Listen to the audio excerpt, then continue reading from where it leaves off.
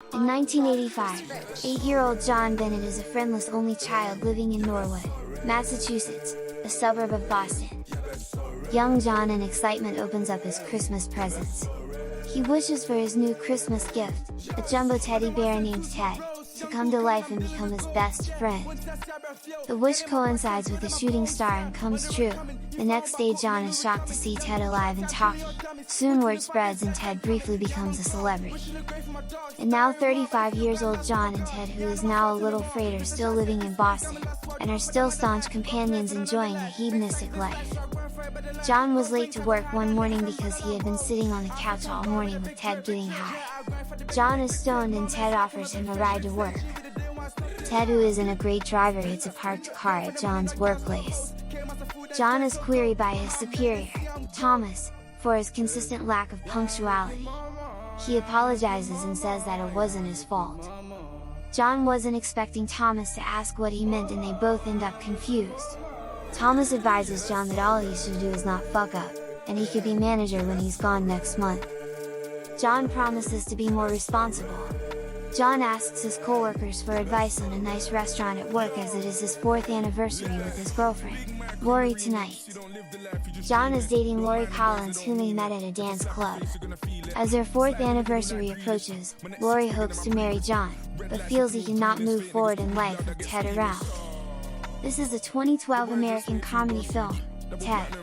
The film tells the story of John Bennett, the most unpopular kid in the neighborhood. A Boston native whose childhood wish brings his teddy bear friend Ted to life. However, in adulthood, Ted prevents John and his girlfriend Lori Collins from moving on with their lives. John and Ted lead an Animal House-like existence, inhaling wholesale quantities of weed and recalling their early years as Flash Gordon fans. The plot of Ted is fairly standard but greatly embellished by McFarlane's ability, who also plays the voice of Ted, to establish comic situations and keep the building. Before we continue, don't forget to subscribe to our channel, and press the bell icon so we'll bring you more interesting and amazing recaps. John is hesitant about making Ted leave, but he is persuaded to act when they find Ted at home with a group of prostitutes after their anniversary dinner. John helps find Ted his apartment and a job at a grocery store. Ted says abusive words to the store manager during his interview, which gets him hired instantly. John continues spending most of his time with Ted and they are approached by a man named Donnie and his kid. Donnie has always idolized Ted since he was a child. He asks John how much it would cost to take ownership of the bear. Ted and John are shocked by his proposal and John replies that Ted is not for sale. Donnie drops his contact info and leaves. At work, Ted sees a girl he likes, Tammy Lynn.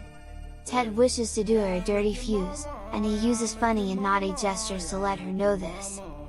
Later Ted convinces John to leave work and come over to his apartment to catch a buzz. John makes up an excuse and tells Thomas that Lori was involved in a mysterious incident. While they're smoking something higher grade than what Ted usually gets from his dealer called Mind Rape, Ted tells John he's now dating his coworker Tammy, and John thinks they should go on a double date. The next day Ted is caught having sex with Tammy in the storeroom. His superior is impressed by his guts and instantly promotes him. At dinner night, the pair of four seems to be hanging out well, but Lori feels Tammy is a little bit too eccentric. Lori asks Tammy some personal questions, stating she's always pleased to meet Ted's girlfriends. This upset Tammy, who has a bloated ego. Ted takes Tammy back home to cool down. Lori then tells John that she's aware he has been skipping work, using her as an excuse, to reluctantly continue to spend most of his time with Ted. Lori tells John she needs a man and not a boy always running off to his teddy bear. John pleads with her for one more chance to fix everything, and he gets Lori excited again. John and Lori are invited to a party put on by Lori's womanizing manager Rex. Rex is instantly a jerk to John when they both arrived at the party. John then receives a call from Ted. Ted lures John away from the party he's at with Lori to a party at his apartment. Ted tells John that Sam Jones, the star of their favorite film, Flash Gordon, is present at his party. Ted pleads with John to come to share the moment with him as it is a symbol of their friendship.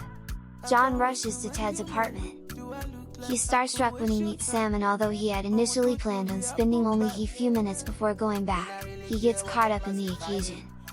They turn into party animals and soon the trio begins doing all sorts of stupid shit. Sam is dared to punch a ball through to the next apartment.